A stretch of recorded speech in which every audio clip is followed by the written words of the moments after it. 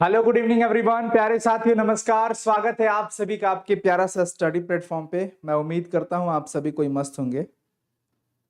एक बार audio clear है ना, बता दीजिए प्लीज। बस एक बार कंफर्म कर देंगे कि ऑडियो क्लियर है ना।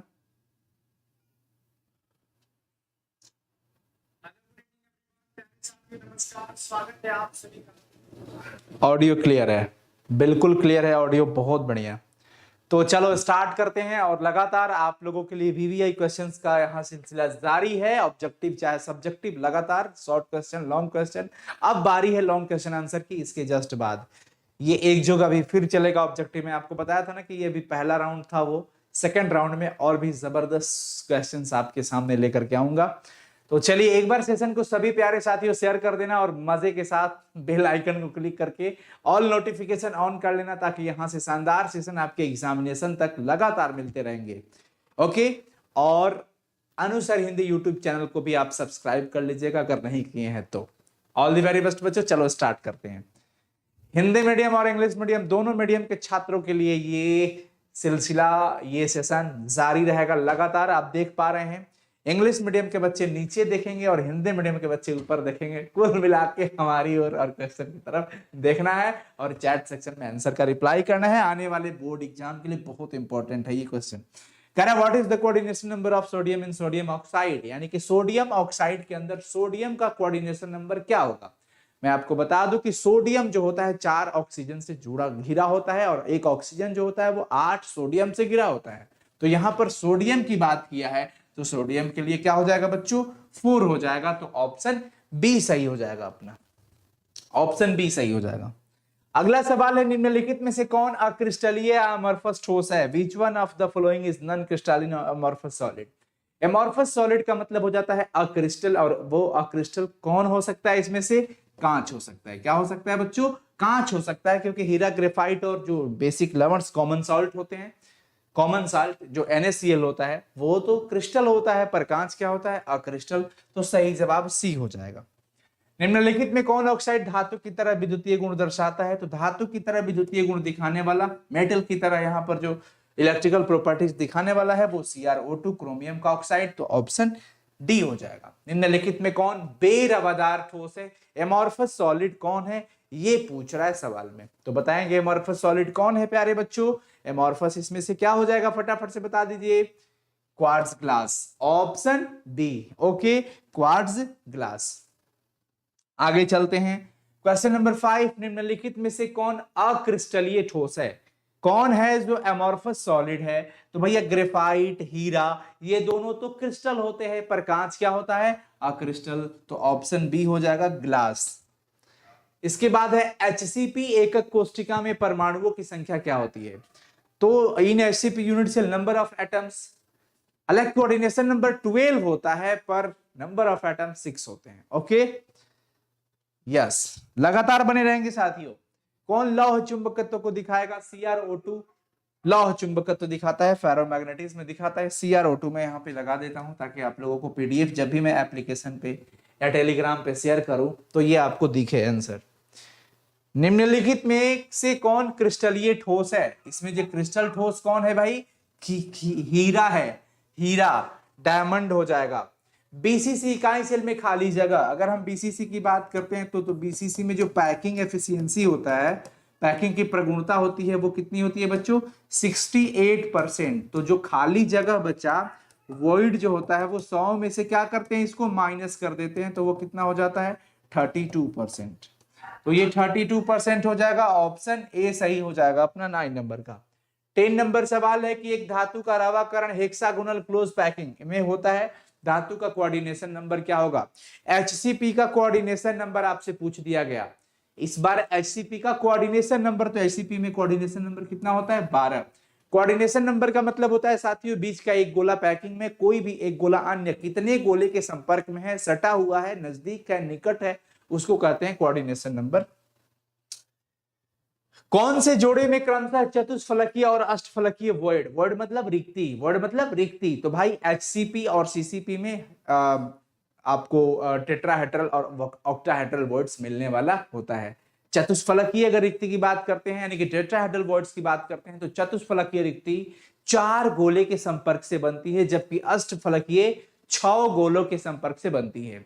अष्टफलकीय में भले ही 8 फलक होते हैं परंतु 8 गोला नहीं होता, 6 ही गोला होता है। तो यहां पर HCP और CCP हो जाएगा सही जवाब। अगला है ताप और विद्युत का अच्छा चालक क्या हो सकता है। तो ताप और विद्युत का अच्छा चालक ऑप्शन में देखेंगे आप तो ग्रेफाइट मिलेगा। क्या मिलेगा बच्चों? ग्रेफाइट हो जाएगा सही जवाब। ओके, निम्नलिखित में से कौन सा जालक ठोस है? जालक ठोस का मतलब क्या? कौन सा जो है वो जालक ठोस है? नेटवर्क सॉलिड की बात कर रहा है, नेटवर्क सॉलिड की बात कर रहा है। आप जालक का दूसरा नाम सह संयोजक भी ले सकते हैं, सह संयोजक क्रिस्टल की बात कर रहा है। तो इसमें से सह संयोजक क्रिस्टल कौन हो सकता है बच्चों? बताएंगे। हीरा, हीरा हो सकता है। बाकी ये जो तीनों आप देख रहे हैं ना, ये जो आप बाकी तीनों देख रहे हैं ये हो जाता है मॉलिक्यूलर ठोस यानी कि आणविक ठोस, लेकिन यहाँ पे सही जवाब अपना डायमंड हो जाएगा। अगला हो जाएगा नेक्स्ट, निम्नलिखित ठोसों में से कौन विद्युत का सुचालक नहीं है? देखिए I2 और H2O ये विद्युत का सुचालक नहीं होगा। तीसरा और चौथा यानी कि ऑप्शन सी 3 और 4। निम्नलिखित में से कौन आयनिक ठोसों का अभिलक्षण नहीं है? कौन है? Which of the following is not the characteristic of ionic solids? जो आयनिक क्रिस्टल का कोई गुण ही नहीं है, कोई कैरेक्टरिस्टिक ही नहीं है, वो क्या है भाई? कि देखो गलित अवस्था में विद्युत चालकता का मान बहुत ही कम होगा। भाई ये तो बिल्कुल गलत बात हो गई ना। आयनिक ठोस जो होता है विद्युत सुचालक तो गलित अवस्था में ही होता है, और वो जो मॉल्टेन स्टेट में रहता है यानी पिघली हुई अवस्था में रहता है या फिर द्रवित अवस्था में रहता है या विलयन की अवस्था में रहता है, तब तो उसकी विद्युत चालकता बहुत ही ज्यादा होती है। ठोस अवस्था में तो विद्युत का कुचालक होता है, और यहाँ पे तो बिल्कुल उल्टा ही लिख रखा है भाई, क्या कहें इसका, कि गलित अवस्था में विद्युत चालकता का मान बहुत कम। ये तो बिल्कुल गलत बात है, ऐसा नहीं हो सकता। तो अपना सही जवाब यही हो जाएगा, ऑप्शन ए हो जाएगा 15 का। 16 नंबर सवाल की ओर चलते हैं भाई। 16 नंबर सवाल कहता है निम्नलिखित में से कौन सा ऑक्साइड का विद्युत सुचालक अथवा विद्युत रोधी होना ताप पर टेम्परेचर पर डिपेंड करता है, निर्भर करता है? TiO3 का। सब एनर्जी गैप का कंडीशन है, एनर्जी गैप का चक्कर है, ठीक है ना, क्योंकि ये टेम्परेचर से एनर्जी गैप बढ़ना घटना ये उसी पे डिपेंड करता है। जो बैंड थ्योरी होती है उसमें आप देखे होंगे टेम्परेचर पर ही। किसी शुद्ध क्रिस्टल में जालक स्थल, ठीक है ना, किसके द्वारा अध्यासित नहीं हो सकता है? भाई अगर हम क्रिस्टल की बात करते हैं, आप क्रिस्टल में ही देखते हो आयनिक ये क्या होते हैं? इकाई सेल होते हैं। तो इकाई सेल का जो साइट्स होते हैं जहां पे पार्टिकल्स रखे जा सकते हैं, जनरली मैं अगर आपको एग्जांपल में बताऊं तो कोना हो जाता है, किनारा हो जाता है, फलक हो जाता है, केंद्र हो जाता है, इन सब जगहों पर पार्टिकल को रखे जाते हैं। लेकिन ये पार्टिकल कौन हो सकते हैं? वो हो सकता है एटम्स, वो हो सकता है आयंस, वो हो सकता है मॉलिक्यूल्स, बट इलेक्ट्रॉन तो नहीं हो सकता। तो यहाँ पे सही जवाब क्या हो जाएगा? क्या नहीं हो सकता? इलेक्ट्रॉन नहीं हो सकता, ऑप्शन सी। अगला है ग्रेफाइट को किस रूप में वर्गीकृत नहीं कर सकते हैं? Graphite can not be classified as, देखिए ग्रेफाइट को आप चालक ठोस कह सकते हो, कंडक्टिंग सॉलिड कह सकते हो बिकॉज ये इलेक्ट्रिसिटी कंडक्ट करता है। जालक ठोस भी कह सकते हो क्योंकि ये नेटवर्क सॉलिड होता है, नेटवर्क होता है। सह संयोजक आप कह ही सकते हैं क्योंकि इसके बीच सह संयोजक बंधन बना होता है। लेकिन आप इसको आयनिक ठोस नहीं कह सकते हैं, इसको आप आयनिक ठोस नहीं कह सकते हैं। पता है क्यों? क्योंकि ये आयनिक क्रिस्टल नहीं होता है। तो 18 का ऑप्शन डी सही हो जाएगा। AgBr क्रिस्टल किस प्रकार का बिंदु दोष दिखाता है? AgBr सिल्वर ब्रोमाइड, यह जो दोष दिखाता है बच्चों वो होता है फ्रैंकल दोष। वो क्या होता है? फ्रैंकल दोष, यानी कि फ्रैंकल डिफेक्ट, फ्रैंकल डिफेक्ट कहेंगे। और शॉर्टकी भी दिखाएगा, दोनों दिखाएगा, शॉर्टकी और फ्रैंकल दोनों, यानी कि 1 और 2, 1 और 2 सही जवाब हो जाएगा। 20 नंबर सवाल है कि द्विविमीय वर्ग निबिड़ संकुलन में उप संयोजन संख्या क्या होगी? द्विविमीय की बात कर रहे हैं यानी कि स्क्वायर क्लोज पैक्ड। देखो जैसे ये हमने पैकिंग किया, मान लो इस टाइप के हमारे पैकिंग हो रहे हैं, पार्टिकल को हम ऐसे रख रहे हैं, गोले को इस प्रकार से सजा रहे हैं, ठीक है। अब आपको देखना है कि बीच का एक गोला जो है वो कितने गोले के संपर्क में। अगर हम इस गोले की बात करते हैं तो ये यहाँ पे सटा है, यहाँ, यहाँ और यहाँ, यानी कि 4 गोले से मिलकर के ही सटा है वो, और ये चारों गोला यही है। तो यहाँ पर इसका सही जवाब क्या हो जाएगा भाई? 4 हो जाएगा, 4। कोऑर्डिनेशन नंबर कितना हो जाएगा? 4 हो जाएगा। तो ऑप्शन सी लगा लेना। अगला है निम्नलिखित में से किस दोष, निम्नलिखित में से किस दोष को विस्थापन दोष कहते हैं? डिसलोकेशन दोष किसको कहते हैं भाई? डिसलोकेशन का मतलब अपना स्थान को चेंज कर लेना। तो अपना स्थान चेंज करने वाला कौन हो सकता है? तो वो फ्रैंकल डिफेक्ट में होता है। फ्रैंकल दोष में क्या होता है कि जो केटायन होता है ना, धनायन, वो ऋणायनों के बीच गैप में चला जाता है, इंटरस्टियल साइट्स में, यानी कि अंतराणविक स्थान जो होता है ना, या अंतरालीय स्थान में जाके फंस जाते हैं, क्योंकि इनके साइज छोटे होते हैं, किनके? धनायन के। तो वो फ्रैंकल दोष होता है। वो क्या होता है? फ्रैंकल डिफेक्ट होता है। 22 नंबर, एमॉर्फस ठोस को कहा जा सकता है। देखिए, एमॉर्फस सॉलिड जो होता है, हम उसको वास्तविक ठोस कभी नहीं कह सकते हैं, उसको हम स्यूडो सॉलिड कहते हैं, यानी कि आभासी ठोस कहते हैं। कांच सुपर कूल्ड लिक्विड कहा जाता है, यानी कांच क्या है? अक्रिस्टल है, तो अक्रिस्टल को सुपर कूल्ड भी कहा जाता है। उसके अलावा अक्रिस्टल एमॉर्फस की बात करें तो वो अक्रिस्टल भी कहा जाता है, यानी आभासी भी कह सकते हैं, अतिशीति द्रव सुपर कूल्ड भी कह सकते हैं, अक्रिस्टल ये कह सकते हैं, उपरोक्त सभी, यानी ऑल ऑफ दीज। ओके, अगला 23 नंबर सवाल है कि क्वार्ट्ज क्या है? देखो, क्रिस्टल अक्रिस्टल, ये सीधा सा सवाल है, वो आप कर ही लोगे। क्रिस्टल और अक्रिस्टल, क्वार्ट्ज, क्वार्ट्ज कांच, ये सब पढ़ाया हुआ है। निम्नलिखित में से कौन अक्रिस्टलेट ठोस नहीं है, बल्कि क्रिस्टल कौन है ये भी चुनने वाला है, आप आसानी से चुन सकते हो, हालांकि NaCl हो जाएगा इसमें। कौन ध्रुवीय आणविक ठोस नहीं है? पोलर मॉलिक्यूलर सॉलिड कौन नहीं है? पोलर का मतलब देखो, ध्रुवीय जो होते हैं ना, उस पे पार्शियल चार्जेस होना, डेल्टा प्लस डेल्टा माइनस का, बट यहाँ पे I2 के साथ तो ऐसा कुछ कंडीशन नहीं है, ठीक है ना। बाकी सबके साथ तो पार्शियल पॉजिटिव पार्शियल नेगेटिव का चार्जेस है, बट इसके साथ नहीं हो सकता। तो ऑप्शन डी। निम्नलिखित में से कौन आयनिक ठोस नहीं है? देखिए, CaF2 की बात करते हैं तो कैल्शियम पे +2 का चार्ज और दोनों F पर सिंगल माइनस का चार्ज होता है। Zn पे +2 का चार्ज, सल्फर पे -2 का चार्ज, Mg पे +2 का चार्ज और O पे -2 का चार्ज। बट H2 पे ऐसा थोड़ी है, H2 तो मॉलिक्यूलर सॉलिड है, ये तो आणविक ठोस है, आयनिक थोड़ी है। तो अपना सही जवाब क्या हो जाएगा? ऑप्शन डी हो जाएगा। 27 नंबर सवाल है कि सिंपल क्यूबिक और BCC और FCC में क्रमशः परमाणुओं की संख्या कितनी होती है, ये बताना है। देखो, सिंपल क्यूबिक सेल में कितने होते हैं परमाणु? टोटल 1, 8 गुना 1/8 वाला कॉन्सेप्ट। BCC में कितना होता है भाई? कोना में, कोना के चलते 1 और 100% के अंदर में होता था, तो 1 और 1 मिला करके 2। और FCC में क्या होता था? कोना तो एक है ही, उसके अलावा 6 फलकों पर, तो एक फलक 100% थोड़ी होता है, एक फलक तो 50% का साझेदारी देता है, 1/2 का। तो 6 फलक मिला करके 3 आ जाएगा, 1 और 3 मिला करके 4। ये ऑलरेडी आपको पता है, थ्योरी क्लासेस में पढ़ाया जा चुके हैं ये सब। तो 1 2 का 4, 4 2 का 1, माय नेम इज लखन। देखो 1 2 एंड 4 हो जाएगा, ऑप्शन ए लगा देना बच्चों। 28 नंबर है कि माना कि निविड़ संकुलित गोले की संख्या n है, तो उसमें चतुष्फलकीय रिक्ति कितनी होगी? टेट्राहेड्रल बॉइड्स दोगुना हो जाएगा, उसका 2n हो जाएगा। क्या हो जाएगा? 2 × n हो जाएगा। HCP और CCP में संकुलन क्षमता, पैकिंग की एफिशिएंसी पूछा जा रहा है। Packing efficiency in HCP and CCP, भैया HCP हो, CCP हो या FCC हो, तीनों में 74% की बात करेंगे। तो यहाँ पर 74% HCP का भी और CCP का भी 74%, यानी फाइनली ऑप्शन डी लगा देंगे, 74 एंड 74। ओके, अगला, निम्नलिखित में से कौन प्रतिलौह चुंबकत्व को दिखाने वाला है? तो वो CrO2 या MnO हो जाएगा। क्या हो जाएगा? MnO। ठीक है बच्चों, आगे बढ़ा जाए। एक बार सभी को ही बताइए, शेयर करिए, किए हो कि नहीं भाई? शेयर कर देंगे सभी बच्चे, शेयर कर दो एक बार सभी बच्चे, ठीक है ना? शेयर कर दो फटाफट से। Yes, very good. चलो, ये हो गया कौन लौह प्रतिलौह चुंबक है? MnO। इस पे हो गया, MnO लगा लेना है इसमें, ठीक है। अगला सवाल है, निम्नलिखित में से कौन फेरी चुंबकत्व को दिखाएगा? तो फेरी चुंबकत्व, फेरी मैग्नेटिज्म सब दिखाएगा, इनमें से सभी, ऑल ऑफ दिस। एग्जाम्पल याद रखना पड़ेगा। निम्नलिखित में से कौन सी परिस्थिति किसी पदार्थ की ठोस अवस्था के लिए अनुकूल है? देखो भाई, ठोस अवस्था के लिए अनुकूल कौन हो सकता है, उसके फेवर में कौन हो सकता है?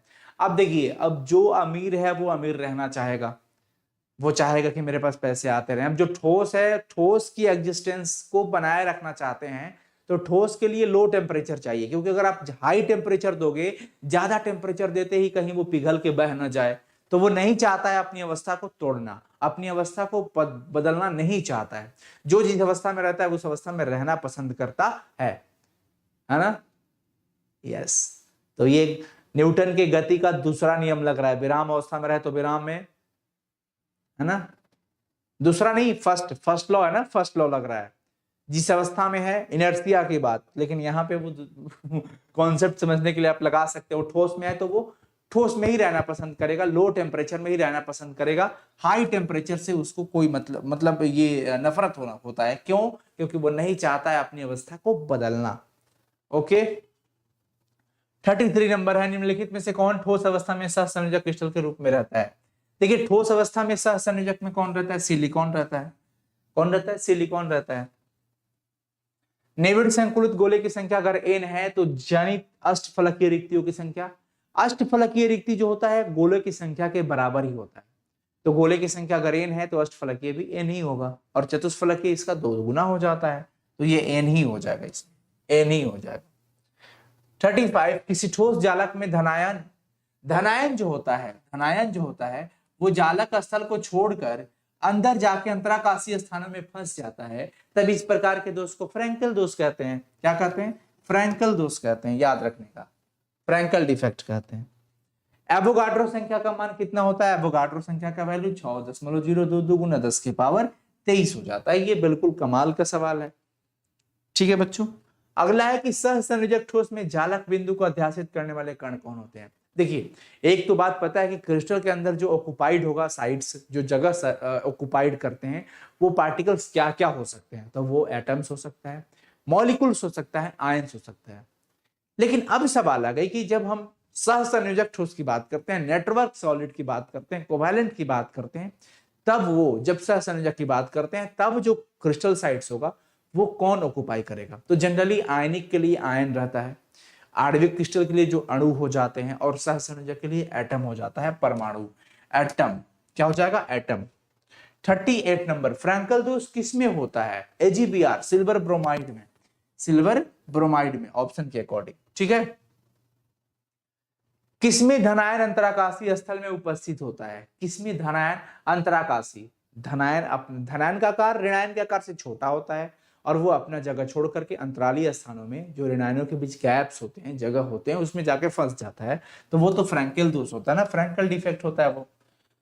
अगला है कि विभिन्न प्रकार की एकक कोशिकाओं में संकुलन क्षमता, पैकिंग की प्रगुणता का सही क्रम क्या होगा? भाई अपने पास SC है, BCC है, FCC है। SC जो होता है इसमें 52% जगह भर जाता है पैकिंग का, इसमें 68% पैकिंग हो जाता है, पैकिंग की एफिशिएंसी की हम बात कर रहे हैं, ठीक है, और यहाँ पर 74% जगह भर जाता है। तो सबसे ज्यादा पैकिंग किसमें हो गया? 74% वाला ज्यादा है, फिर 68% वाला ज्यादा है, फिर ये 52% वाला ज्यादा है। समझ पा रहे हो आप?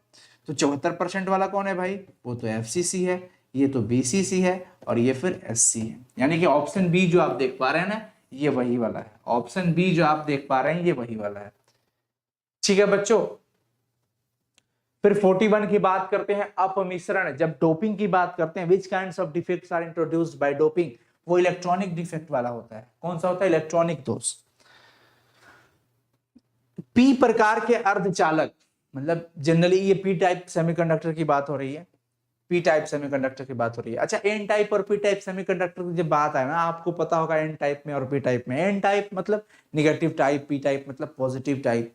और पी टाइप जब भी प्राप्त करना हो तो आपको जो अशुद्धि, इम्प्योरिटी मिलाना होता है, वो क्या मिलाना पड़ेगा? वो आपको मिलाना पड़ता है पी टाइप के लिए ट्राईवैलेंट, एन टाइप के लिए पेंटावैलेंट। एन टाइप में इलेक्ट्रॉन की संख्या होल की संख्या से ज्यादा होती है, पी टाइप में होल की संख्या इलेक्ट्रॉन की संख्या से ज्यादा होती है।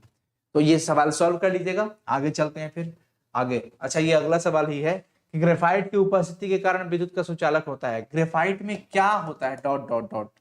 Graphite good conductor of electricity होता है, बिकॉज उसके अंदर फ्री वैलेंस इलेक्ट्रॉन पाए जाते हैं, उसके अंदर मुक्त संयोजी इलेक्ट्रॉन पाए जाते हैं, इस वजह से वो होता है, फ्री वैलेंस इलेक्ट्रॉन्स होते हैं। तो ऑप्शन 43 का सही जवाब बी हो जाएगा। 44 नंबर की क्रिस्टल जो होता है एकक सेल की कौन सी बिंदु त्रुटि संबंध के ठोस घनत्व को बदल देती है? किस प्रकार का जो दोष होता है वो घनत्व को बदलेगा, क्रिस्टल के दोष को परिवर्तित कर देता है। बेसिकली अगर हम बात करते हैं फ्रैंकल दोष की, तो फ्रैंकल दोष में आयन जो होते हैं ना तो बाहर से अंदर आते हैं ना अंदर से बाहर जाते हैं, तो फिर यहाँ घनत्व तो बदलने की कोई सवाल ही नहीं है क्योंकि पार्टिकल्स चेंज ही नहीं हुआ।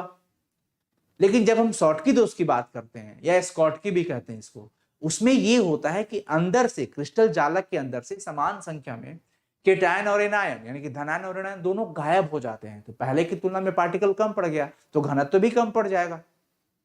तो घनत्व तो बदलता है किसमें? शॉर्टकी में। अगर ऑप्शन में है तो पहला वही है, स्कॉटकी डिफेक्ट हो जाएगा। 45 जब क्रिस्टल में ऋणायनिक रिक्तियों द्वारा इलेक्ट्रॉन फंसा लिया जाता है तब त्रुटि क्या कहलाती है? When electrons are trapped in the crystals in the anionic vacancy the defect is known as F centre defect, फॉर्बेन जेंटर एफ के अंदर।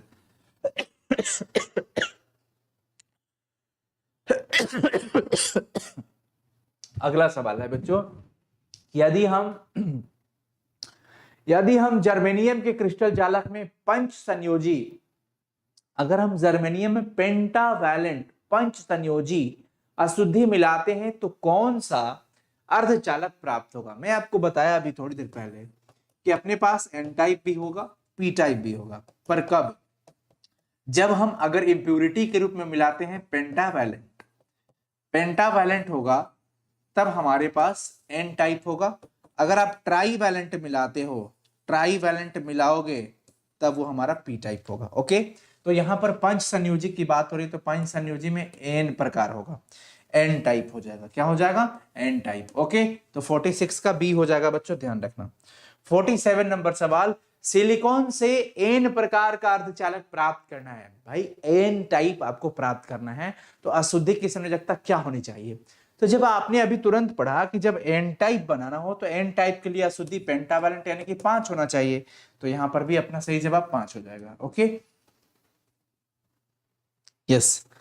अगला सवाल है 48 नंबर के, निम्नलिखित में से कौन क्रिस्टल ठोस का गुण नहीं है? Which among the following is not a characteristic of amorphous solid? Amorphous solid की प्रॉपर्टीज कौन नहीं है? भाई आप जानते हो एमॉर्फस सॉलिड आइसोट्रोपिक एनिसोट्रोपिक दोनों तो नहीं हो सकता, वो एक ही ना होगा कोई भी, तो वो समदैशिक अक्रिस्टल समदैशिक होता है बट विषमदैशिक नहीं होता है।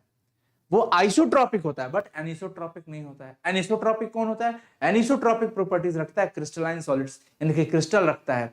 तो ये अपना इसमें सही जवाब विषमदैशिक, option B, anisotropic in nature. ये गलत बात है, बाकी के तीनों उसी के हैं। एक विमीय निविड़ संकुलित व्यवस्था में उपसंयोजन संख्या क्या होगा? The coordination number of close packing in one dimension. अगर आप वन डायमेंशन का पैकिंग करते हो कुछ इस टाइप का, तो इसमें आपका जो कोऑर्डिनेशन नंबर मिलेगा, मान लो इसका करना है तो ये इधर और इधर बस 2 ही गोले से सटा हुआ है तो कोऑर्डिनेशन नंबर तो 2 हो जाएगा ना इसका। अगला 50 नंबर सवाल है कि द्विविमीय वर्ग निविड़ संकुलन व्यवस्था और द्विविमीय षटकोणीय, अच्छा 2 डायमेंशन में स्क्वायर मिरर है और एचसीपी है। तो स्क्वायर मिरर में मैं आपको आज बताया कि जब द्विविमीय होता है इस टाइप का, द्विविमीय वाला जो होता है वो तो 4 होता है ना, उसका क्या होता है 4। मैं अभी तुरंत आज ही बताया है कि बीच का एक गोला एक इधर इधर इधर इधर ऐसे करके इसका कोऑर्डिनेशन नंबर हो जाता है 4। और स्क्वायर वाला में एचसीपी हो, जब द्विविम में एचसीपी की बात करेगा तब आप 6 लगाना हेक्सागोनल में, लेकिन जब त्रिविम की बात करता है ना तो जनरली वो 12 हो जाता है। तो यहाँ पे 4 और 6 हो जाएगा। ओके, 51 नंबर सवाल है, एचसीपी और सीसीपी में मुक्त स्थान की प्रतिशत क्या होगी? एचसीपी और सीसीपी में खाली जगह, एचसीपी में खाली जगह, भाई पैकिंग एफिशिएंसी इसमें कितना होता है? 74%, इसमें भी 74% होता है। तो जो वॉइड्स होते हैं, रिक्तियां होती है, खाली जगह जो होता है भाई 26% बचेगा ना। 100 में से 74 भर गया तो कितना बचा? 26। 100 में से 74 माइनस कर दिया, 26 और 26। लास्ट सवाल है 52 नंबर सवाल, हीरा क्या होता है? Diamond is a crystalline solids, ये होता है क्रिस्टल, ये ठोस। ऑल दी वेरी बेस्ट बच्चों। 52 सवाल आपके लिए बहुत इंपॉर्टेंट रहा, कई दिनों से लगातार अंग्रेजी माध्यम के बच्चे भी मांग रहे थे ये क्वेश्चन, तो हमने दे ही दिया, हिंदी मीडियम और इंग्लिश मीडियम दोनों के बच्चों के लिए। और इसका अगर आपको लिंक पीडीएफ चाहिए तो पीडीएफ के लिए आप साइंस संग्रह ऑफिशियल एप्लीकेशन पे चले जाइएगा तो ऑब्जेक्टिव का पीडीएफ हो जाएगा। बाकी चैप्टर वाला जो नोट्स है वो हमारे विद्याकुल एप्लीकेशन पे हुंकार बैच में अवेलेबल है, वहां से भी आप डाउनलोड कर सकते हैं। और मैं बता दूं कि टेलीग्राम ग्रुप, टेलीग्राम का जो अपना चैनल है साइंस संग्रह के नाम से है, उसका लिंक डिस्क्रिप्शन में है, वहां पर भी आपको इसका पीडीएफ अभी तुरंत अपलोड होता मिलेगा। ऑल द वेरी बेस्ट बच्चों, thank you so much, bye everyone. जरूर बताइएगा आज का सेशन कैसा रहा, और अगला फिर विलियन चैप्टर का इंतजार करिएगा। परसों लेकर के आ रहे हैं विलियन का चैप्टर, विलियन चैप्टर भी कराएंगे, फिर मतलब फिजिकल केमिस्ट्री पहले कराएंगे, फिर वीवीआई क्वेश्चंस पे हमारा ज्यादा फोकस है, ताकि बहुत सारे बच्चों का ऐसा डिमांड है कि वीवीआई क्वेश्चंस लॉन्ग शॉर्ट सारे सब्जेक्ट्स का, मतलब इनफैक्ट हिंदी का भी वो चाहिए उनको। हिंदी तो सारा पढ़ाई हो भी गया है, आप चैनल पे चाहो तो हिंदी का सारा चैप्टर वाइज पढ़ ही सकते हो, हाँ, लेकिन अब उनको हिंदी में भी वीवीआई क्वेश्चंस चाहिए, तो डेफिनेटली हम आपको देंगे जरूर। ऑल द वेरी बेस्ट बच्चों, हमारे साथ बने रहने के लिए बहुत बहुत शुक्रिया, बने रहेंगे आगे भी, और thank you so much. Comment जरूर करके बताइएगा कि आज का ये सवाल कैसा रहा। ऑल द वेरी बेस्ट, कितना आपने सही किया, अपना रैंक भी जरूर बताना। Okay, thank you so much, bye everyone.